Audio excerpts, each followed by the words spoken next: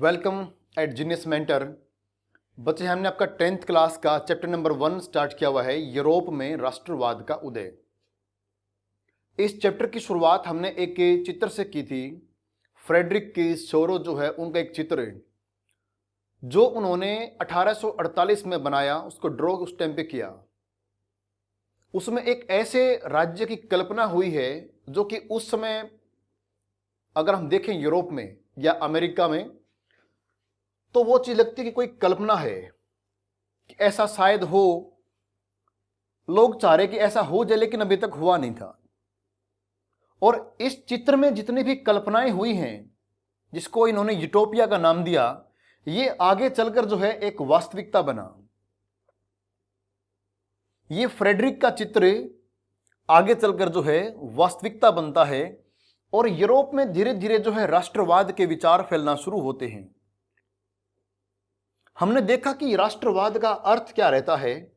मैंने आपको लास्ट में यह पढ़ा था कि अर्नेस्ट रेनान के अनुसार नेशन का अर्थ क्या होता है, व्हाट इज नेशन। और इसको पढ़ने के बाद अब हमारे सामने एक प्रश्न है, summarise the attributes of a nation as Renan understands them, why in his view are nations important. हमारी पिछली क्लास में आपने पढ़ा कि इनके अनुसार राष्ट्र का अर्थ क्या होता है। तो उस राष्ट्र को एक बार आपने थोड़ा स्मरण करना है, उसको थोड़ा मेमोराइज करना है कि आपने क्या पढ़ा और आप इस विचार से कितना सहमत हैं कि नेशन का होना जरूरी है। देखो, उसके लिए बच्चे आप यहां पर आए।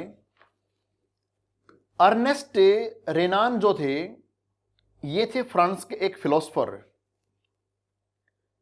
इनके अनुसार देखो राष्ट्र क्या है, क्यों होना चाहिए। ये राष्ट्र का जो विचार है वो लैंग्वेज, रेस, रिलीजन और क्षेत्र, इसके आधार पर वो इसको नकारते हैं कि भाई जो व्यक्ति ये कहते हैं कि राष्ट्र तो इन्हीं के आधार पर बन सकता है, ये उसको थोड़ा सा गलत ठहराते हैं और ये कहते हैं कि राष्ट्र बनने के लिए कुछ चीजें की जरूरत है, वो ये है। अब देखो, पहली बात तो ये कि ये राष्ट्र का मतलब इन्होंने क्या निकाला। राष्ट्र क्या है इनके अनुसार? एक ऐसा कॉमन पास्ट, एक long past, culmination of long past, बहुत लंबे अतीत का एक समूह, उसका एक संग्रह, लंबी घटनाओं का एक लेखा जोखा, एक ब्यौरा, एक इतिहास, साझा साझा संस्कृति, वो एक नेशन की तरफ जो है इशारा करता है। इनके अनुसार यह था कि common glories in the past, common will in the present and कुछ डीड्स, ऐसे कार्य जो हमने आगे के लिए करने हैं, इस समय करने हैं और हमारे फ्यूचर के लिए करने हैं, ऐसे कार्य, ग्रेट डीड्स, ये अगर सब है, हमारे अंदर ऐसी फीलिंग्स हैं, तब तो हम एक राष्ट्र हैं। राष्ट्र दिल्ली का एक प्लेबिसाइट होता है। जनता प्लेबिसाइट करती है। जनता, जो वहां के बाशिंदे, जो वहां के निवासी हैं, जो वहां के इनहैबिटेंट्स हैं, जो वहां पर रहते हैं, वो व्यक्ति डिसाइड करेंगे व्हाट टू डू और not, what to be accept और रिजेक्ट। ये वहां के बाशिंदे, वहां के निवासी तय करेंगे, तो ही वो नेशन है। एक नेशन कभी नहीं चाहेगा कि दूसरे राष्ट्र पर वो आक्रमण करे। एक नेशन की पहचान है कि वो दूसरे की सोवर्निटी, दूसरे की संप्रभुता का सम्मान करे। एक नेशन, अगर नेशन है तो ये गारंटी है लिबर्टी की। तो इनके अनुसार नेशन क्यों होना चाहिए? क्योंकि ये गारंटी ऑफ लिबर्टी होता है। इस धरती पर सभी प्रकार के व्यक्तियों को, जिनकी कोई कॉमन हिस्ट्री है, कॉमन ट्रेडिशंस हैं, कॉमन कस्टम्स हैं, कुछ और बातें हैं जो उनके अंदर कॉमन स्ट्रगल रही हो, तो उनको एक नेशन के रूप में स्थापित होने का अधिकार है।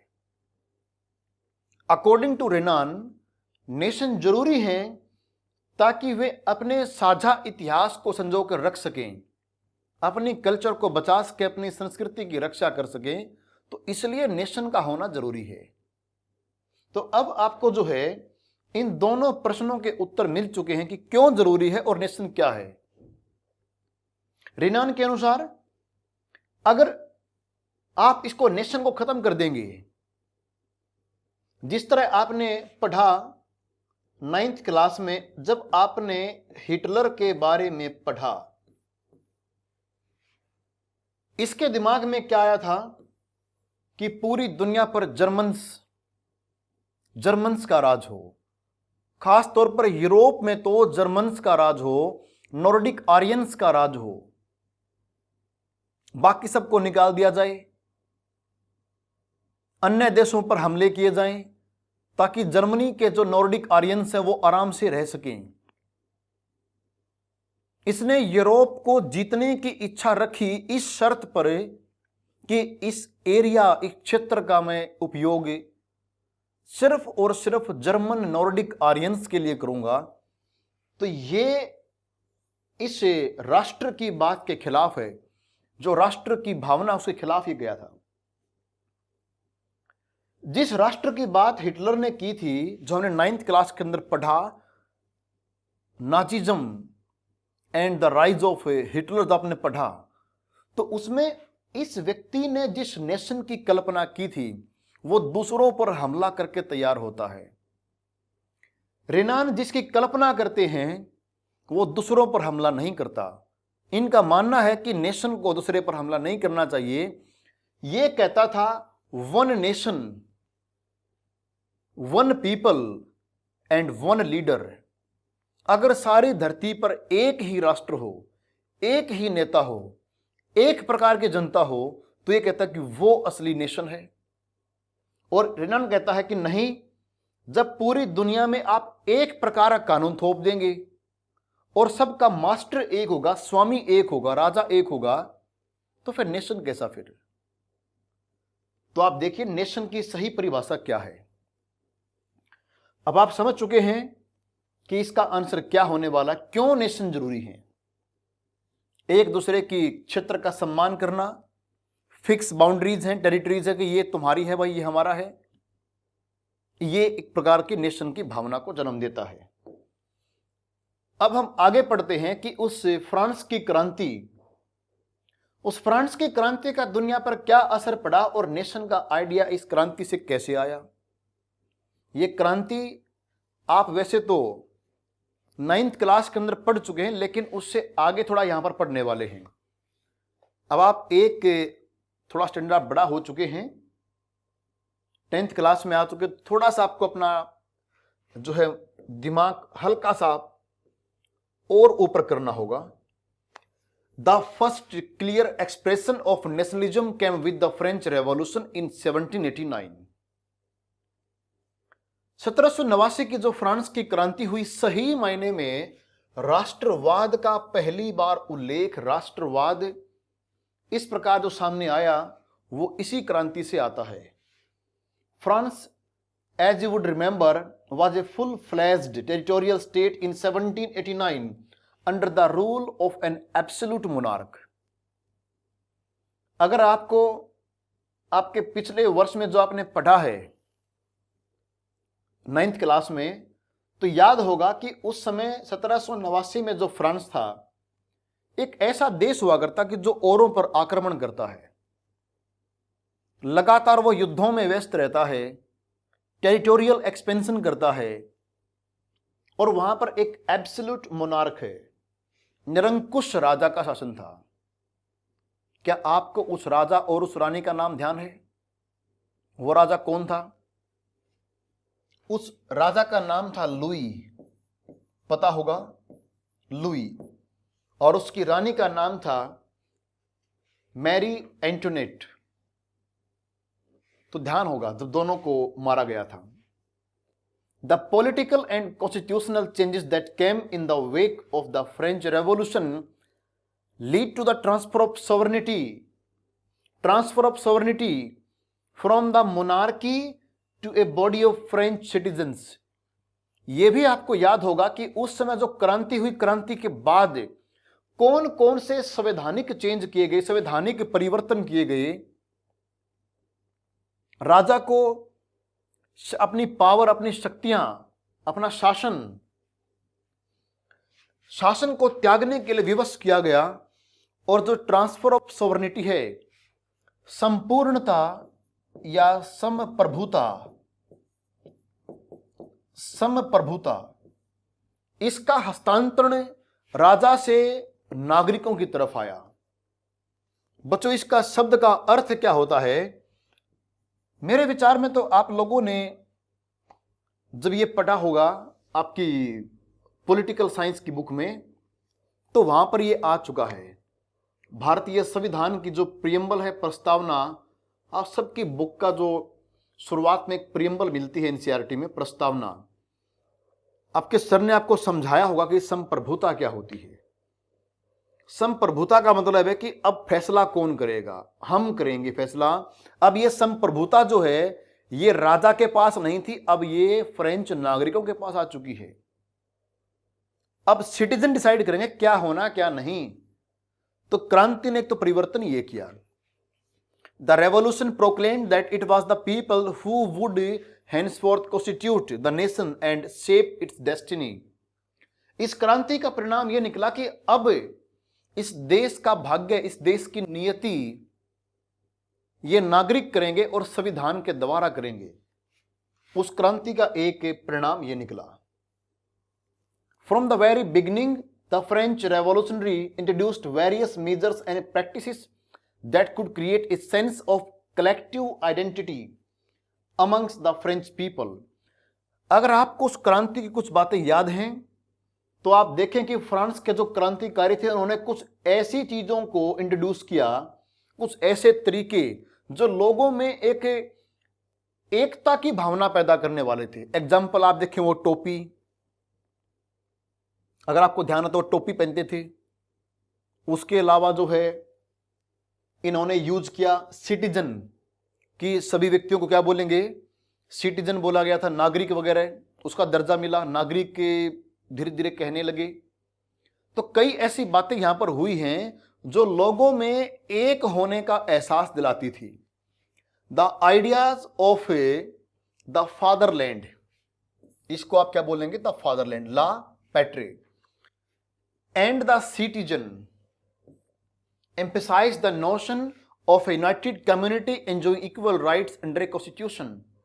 इस क्रांति के बाद या क्रांति के जो है कुछ दरमियान जो है इसमें क्या हुआ कि ऐसा हुआ कि देखो, फादरलैंड की बात यहां पर चर्चा में आई। हम इंडिया में क्या बोलते हैं? मातृभूमि। लेकिन आप यहां पर देखिए, यहां पर चर्चा में आया पितृभूमि। पितृभूमि का आइडिया इनके दिमाग में आया। अब ये नागरिक बन चुके थे, समझ रहे थे कि नागरिक का मतलब क्या होता है। और यही जो आइडिया था, इसी आइडिया ने लोगों को इस बात के लिए प्रेरित किया कि हमारे बीच में कुछ कॉमन है, और जब कुछ कॉमन है तो हमें इक्वल राइट्स होने चाहिए, और वो इक्वल राइट्स देगा हमारा संविधान, और संविधान को हम ही बनाएंगे। A new French flag, the tricolor, was chosen to replace the former royal standard। इस समय एक नया झंडा बनाया गया फ्रांस के लिए, तिरंगा झंडा। जो पुरानी जो मोनार्की थी, शाही जो प्रतीक था, उसको हटाकर अब नागरिकों ने अपना झंडा बनाया। The estate general was elected by the body of active citizens and renamed the national assembly. उस समय जो एस्टेट जनरल थी, ध्यान है ये शब्द, एस्टेट जनरल, जिसकी मीटिंग बुलाने का अधिकार राजा के पास था। अब वो पता नहीं कब बुलाएगा, वो बात हुआ करती। तो उस समय एक एस्टेट जनरल की मीटिंग हुई थी। अब उसी एस्टेट जनरल को कर दिया कि इसका इलेक्शन होगा, सिटीजन इसके अंदर वोट डालेंगे। कौन? Active citizen. अब आप इस शब्द को रिमाइंड कीजिए, उस समय किसको बोला गया था? Active citizen. और किसको बोला गया था? Passive citizen. देखो, फ्रांस की क्रांति के बाद जो संविधान उन्होंने बनाया था, उस संविधान में दो प्रकार के नागरिक माने गए थे, the active and the passive. Active वो जो कुछ टैक्स भरते थे और पुरुष थे, और पैसिव कौन, जो टैक्स नहीं भर रहे थे वे पुरुष और सारी महिलाएं वे पैसिव में थी। तो यहां पर क्या हुआ है कि एस्टेट जनरल जो है, आपको याद होगा कि एक्टिव सिटीजन्स के द्वारा ये चुनी गई थी और इसका नाम क्या किया गया था, नेशनल असेंबली इसको नया नाम दिया गया था। New hymns were composed, oaths taken and martyrs commemorated, all in the name of the nation। इस समय क्या हुआ कि गानों की रचना हुई, देशभक्ति के गाने, राष्ट्रगान वगैरह, शपथ वगैरह, कस्में खिलाई गई। हीरो जो शहीद थे उनको हीरो की तरह पेश किया गया। शहीदों का सम्मान करना एक प्रकार से कहते हैं कि राष्ट्र का प्रतीक बन चुका था कि अगर आप इस चीज को मानते हैं तो आप इनको स्वीकारेंगे, आप उन व्यक्तियों का, महान हस्तियों का सम्मान करेंगे, ऐसा विचार इस समय आ चुका था। A centralized administrative system was put in place and it formulated uniform laws for all citizens within its territory।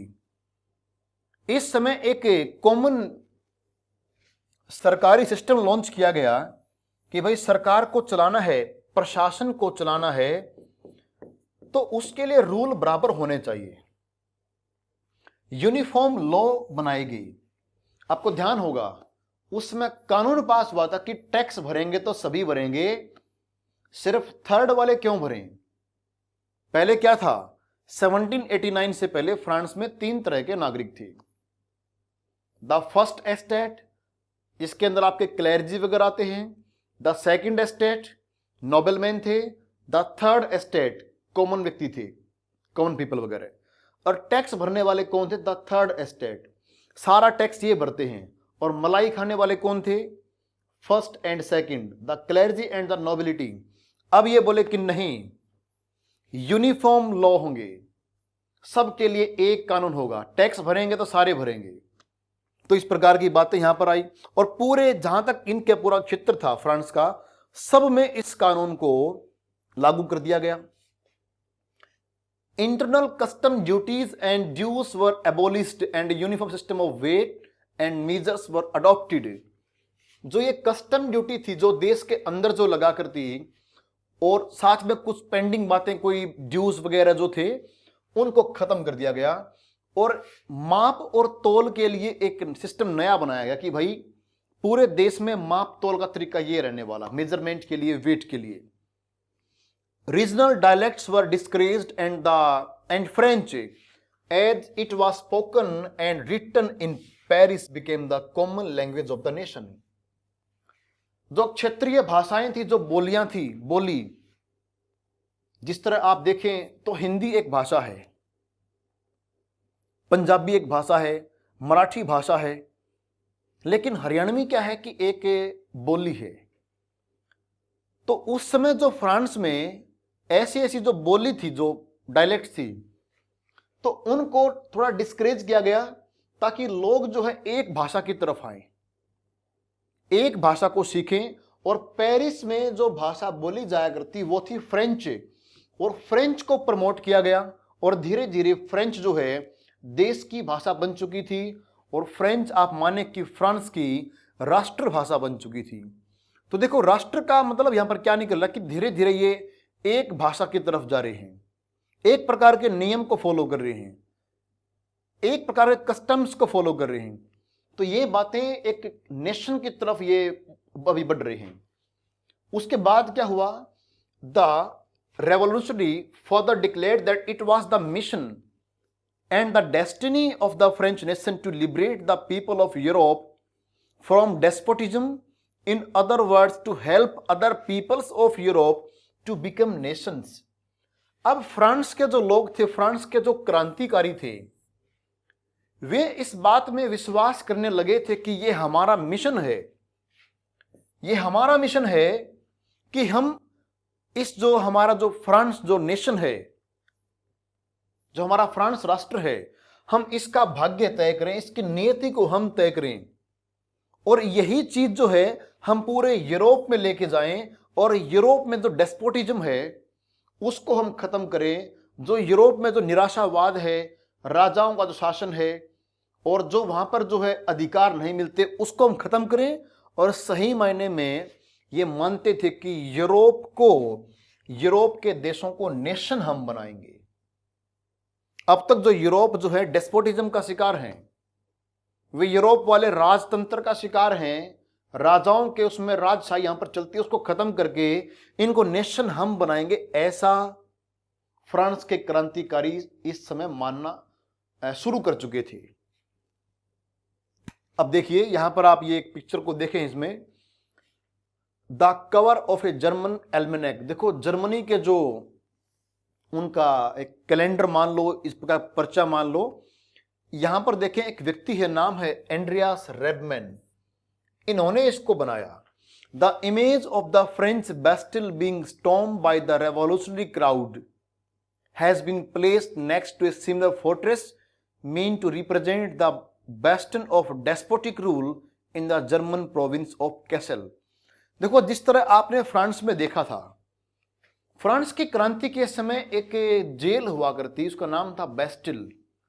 वो जो पूरा दुर्ग था, पूरा किला था, लोगों ने 14 जुलाई को उस पर आक्रमण किया, उसको तोड़ा। इस प्रकार का फोटो आप यहां पर देख सकते हैं। जिस तरह बेस्टिल की जेल को तोड़ा गया था, ठीक वैसे ही जर्मनी में एक जगह है कैसल। उस कैसल को क्या है, भी लोग मान चुके थे कि ये तो डेस्पोटिक रूल की निशानी है। ये लोग इसको माना करते निरंकुशता का प्रतीक, निरंकुशता, क्रूरता का प्रतीक मानते थे इसको, क्रूरता। जिस तरह आप फ्रांस में देखे थे कि वहां पर बेस्टिल की जेल को निरंकुशता और क्रूरता का प्रतीक माना गया था, उसी प्रकार अब जर्मनी का जो कैसल है उसको भी इसी की तरह इसका सिंबल मानते हैं।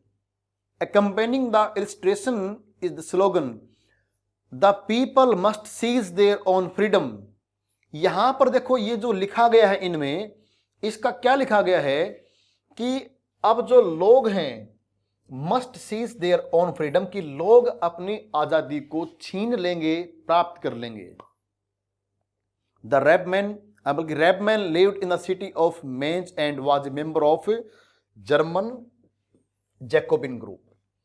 जब फ्रांस की क्रांति हुई थी तो उस समय उसके बाद में एक ग्रुप बड़ा लोकप्रिय हुआ, उसका नाम था Jacobin club.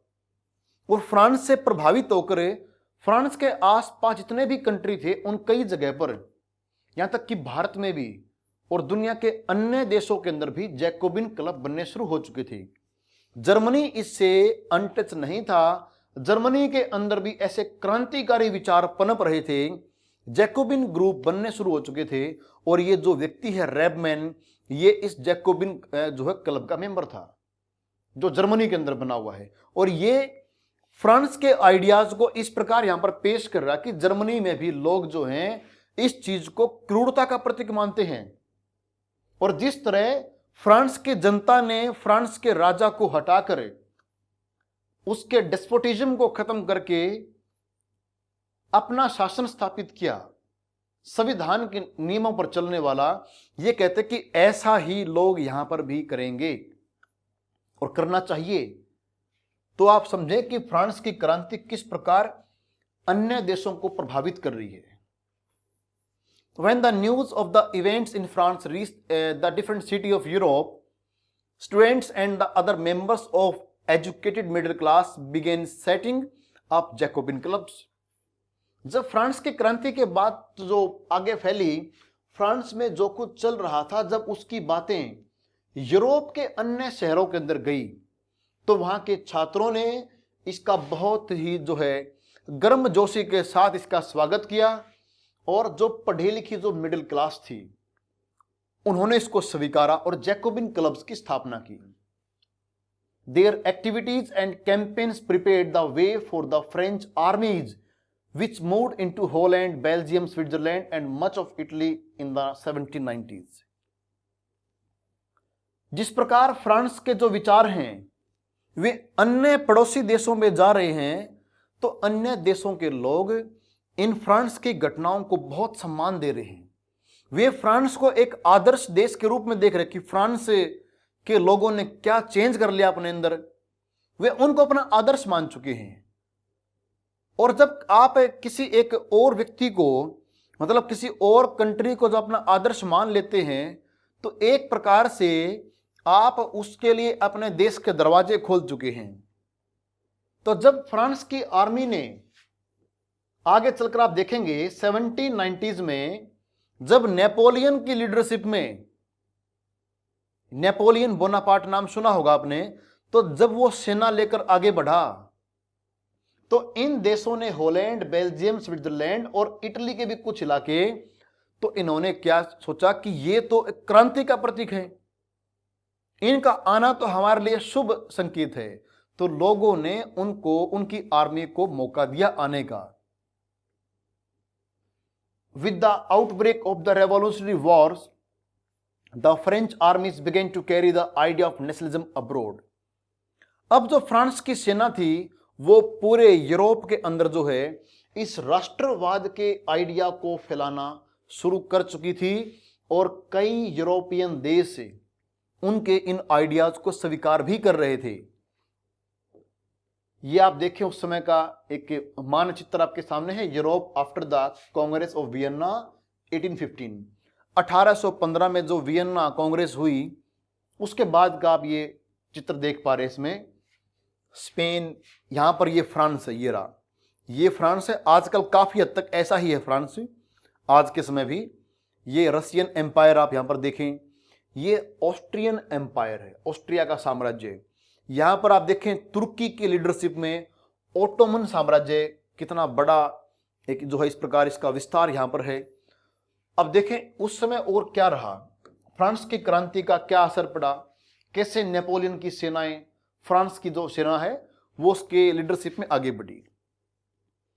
With in the wide swath of territory that came under his control, Napoleon set about introducing many of the reforms that he had already introduced in France.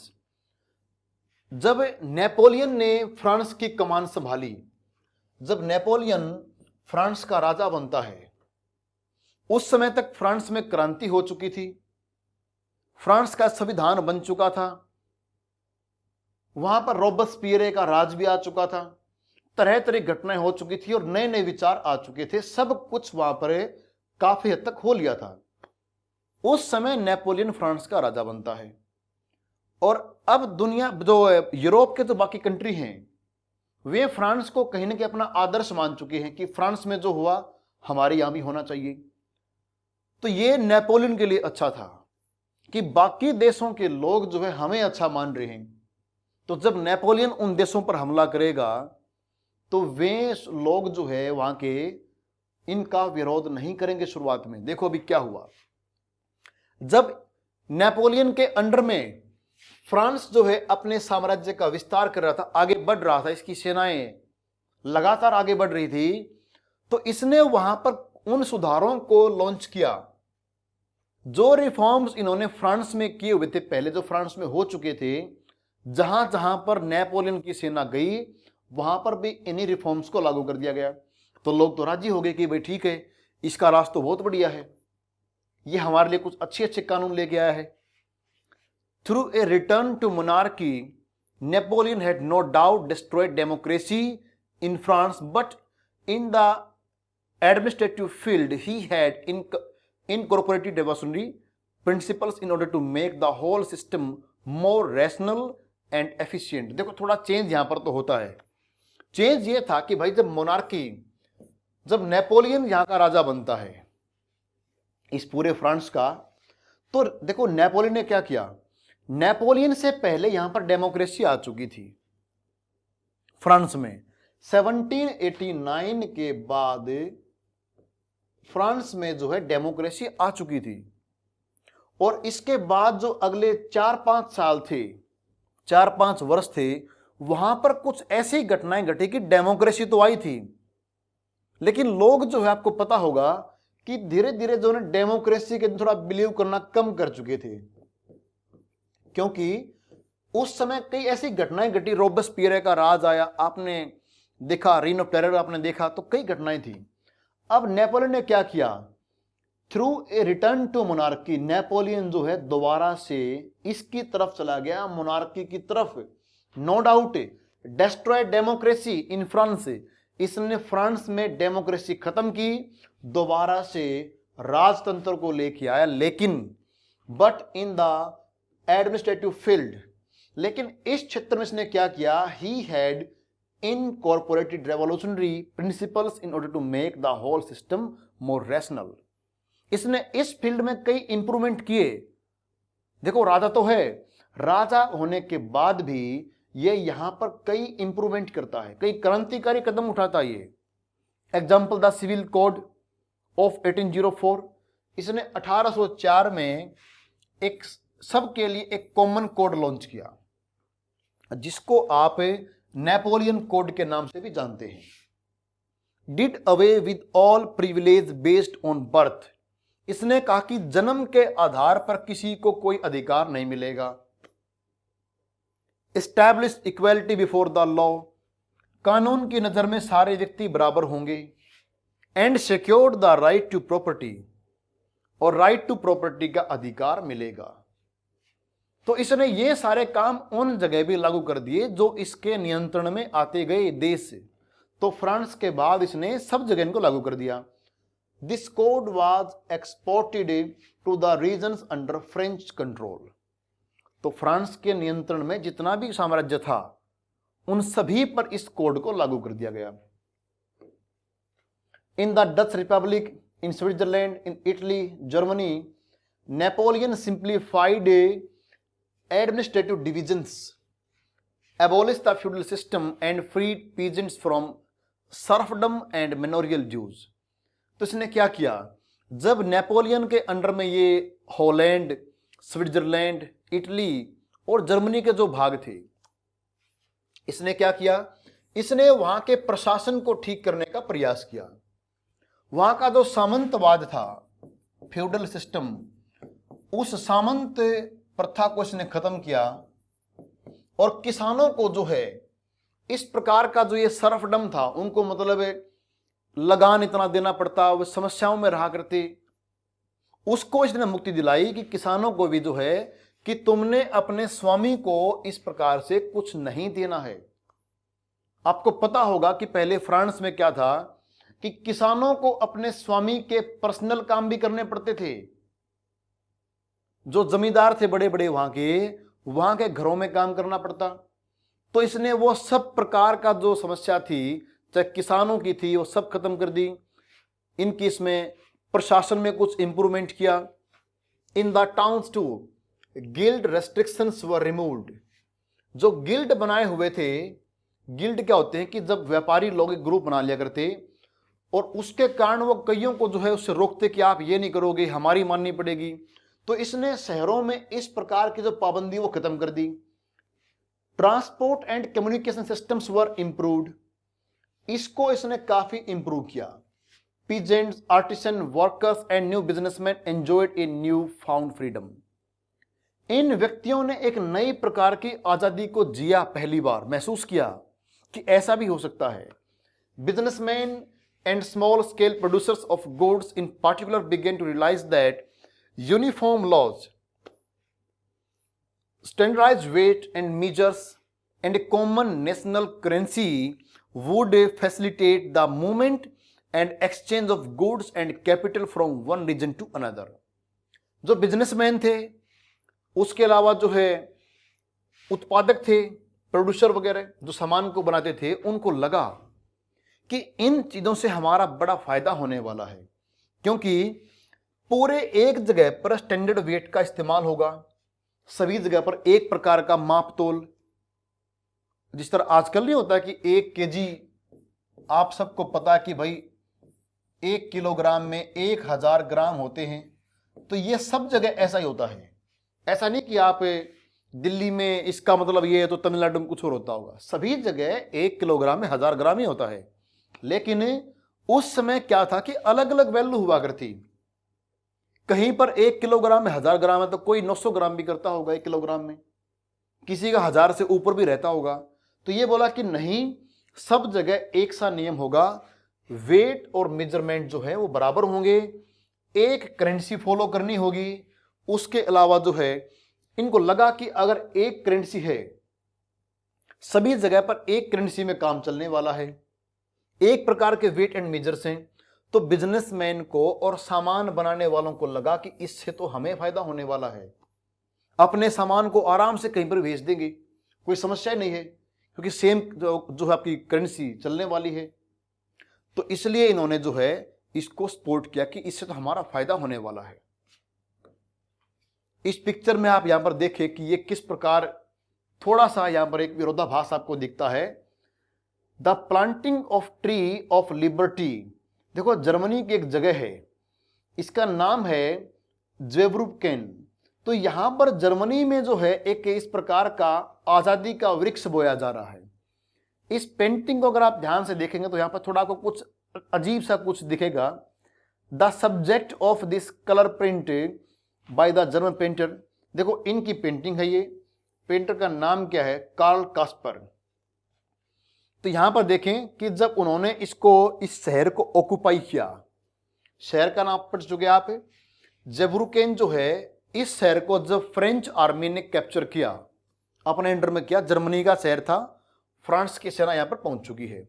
French soldiers आपको यहां पर दिख रहे हैं नीली dress में, white में और रेड में। देखो इसमें आप वो रंग देखें जहां पर आपको नीला, सफेद और लाल रंग दिखाई देगा, वो आपको मिलेंगे फ्रांस के। देखो ये रहा, ये आपके फ्रांस के सैनिक हैं और have been portrayed as oppressors as they seize a peasants cart. देखो आप लेफ्ट साइड में देखें, ये यहां पर एक किसान से उसकी गाड़ी छीन रहे हैं।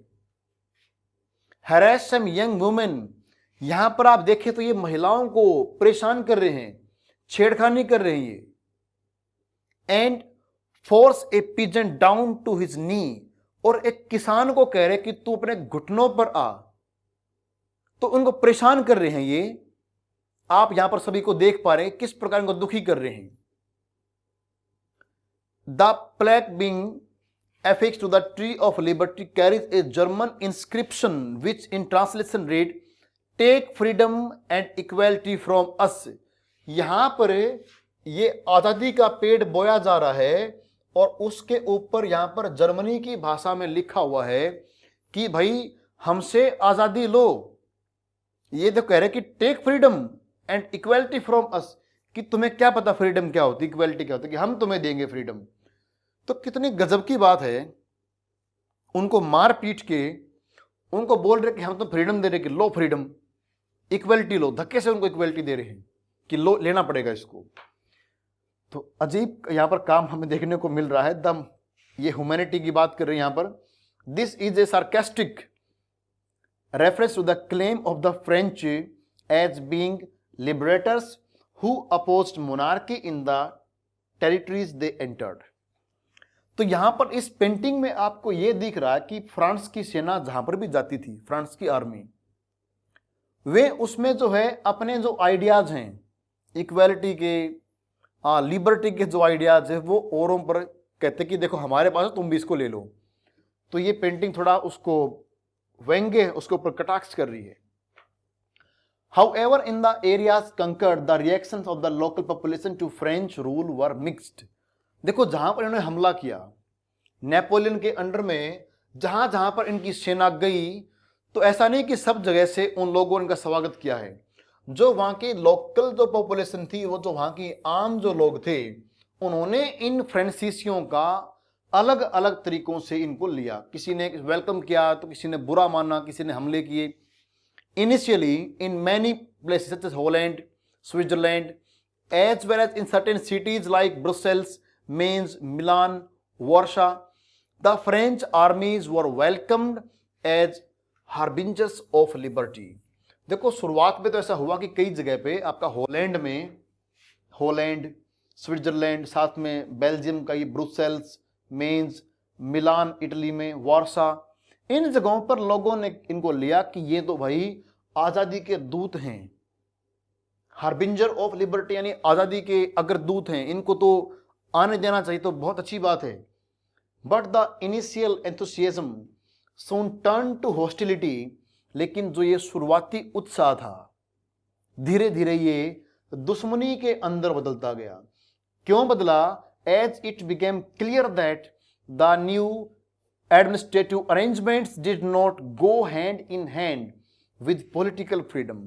जब उनको इस बात का एहसास हुआ कि ये तो हाथी के दांत खाने के ओर हैं, दिखाने के ओर हैं, कि जिस प्रकार की बात ये करते हैं वो तो भाई कुछ लगता ही नहीं कि हमारा साथ देना चाह रहे, साथ लेना चाह रहे हैं, तो इनको समझ में आया कि ये तो बस आक्रमण है। Increase taxation, censorship, forced conscription into the French army is required to conquer the rest of Europe. वे समझ गए कि लगातार जो टैक्स को बढ़ाया जा रहा है, हमारे ऊपर जो पाबंदियां लगाई जा रही हैं, हमें जबरदस्ती हमें जो है सेना के अंदर, हमें फ्रांस की आर्मी के अंदर जबरदस्ती जो है धकेला जा रहा है ताकि बाकी यूरोप को जीत सकें। उनको समझ में आया कि ये यहां पर क्यों आए हैं। जब फ्रांस की आर्मी वहां पर आई तो शुरुआत में दिखावा किया कि हमसे लिबर्टी लो, हमसे इक्वलिटी लो।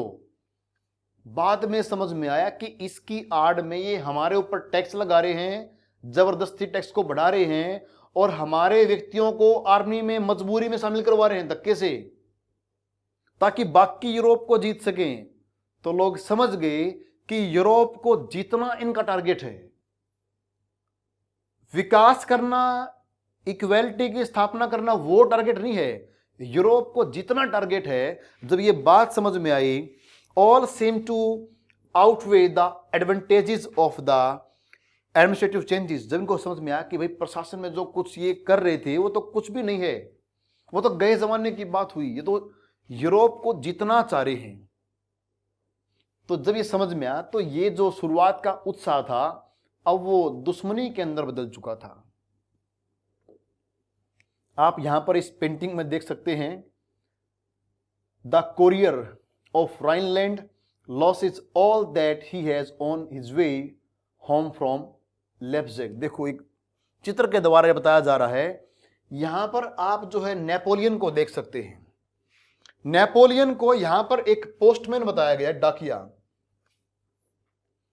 कि जब ये डाकिया यहां से गया था फ्रांस से, तो इस डाकिये के पास सब कुछ था, वहां इसने कुछ और भी प्राप्त किया, लेकिन जब ये वापस आ रहा था सब कुछ इससे खो रहा है।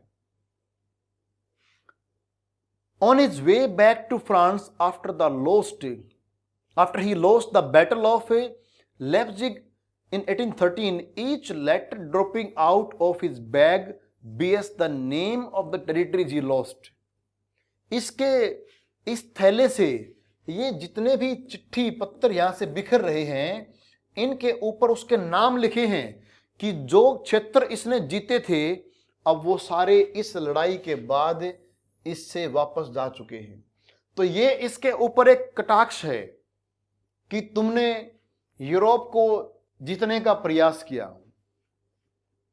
तुमने दिखावा किया कि तुम बहुत क्रांतिकारी हो, तुम तो लिबर्टी, इक्वालिटी, फ्रीडम की बात करने वाले थे, और ये तुम्हारी असलियत थी कि तुम तो यूरोप को जीतना चाह रहे थे। और कटाक्ष किया जा रहा कि तुमने क्या जीता, तुमने सब कुछ जीत लिया लेकिन अब तुम सब कुछ खो चुके हो। तो ये एक प्रकार से एक कटाक्ष है, घुमा फिरा के बात कही गई है। डाकिया इसको दिखाया गया कि देखो डाकिया सारे चिट्ठी पत्र खो चुका है। तो बच्चों ये था हमारा आज का यहां तक का चैप्टर, बाकी हम पढ़ेंगे नेक्स्ट क्लास में। Thank you.